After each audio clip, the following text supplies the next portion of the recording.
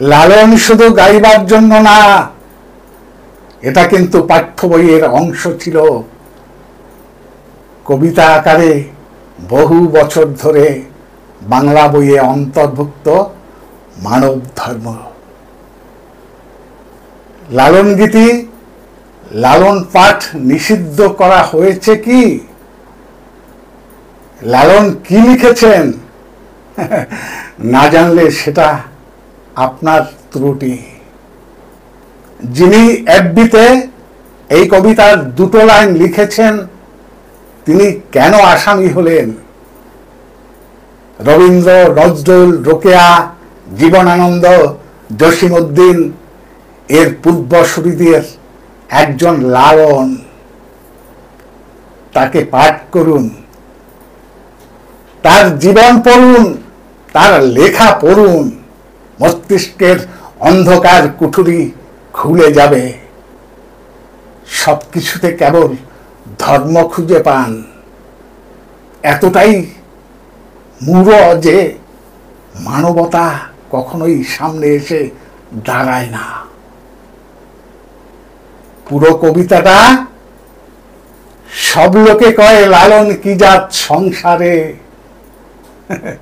লালন বলে জাতের কিরূপ দেখলাম না এই নজরে। সুন্নত দিলে হয় মুসলমান, নারী লোকের কি হয় বিধান।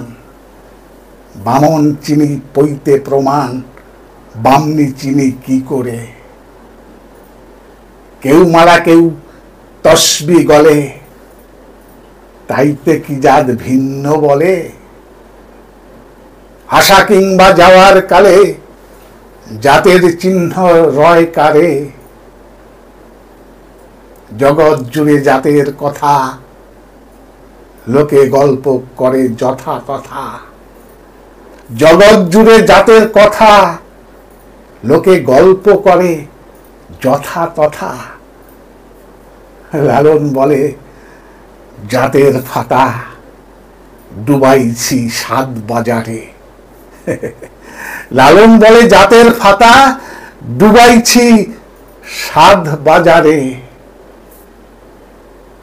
নমস্কার, ভালো থাকবেন, মুক্ত চেতনাময় চিন্তা ভাবনা, সজাগ দৃষ্টি নিয়ে চলবেন, এই প্রত্যাশা রেখে আজকে শেষ করলাম। আবার দেখা হবে পরবর্তী কোনো এপিসোডে। ততক্ষণ ভালো থাকবেন, সুস্থ থাকবেন। ধন্যবাদ।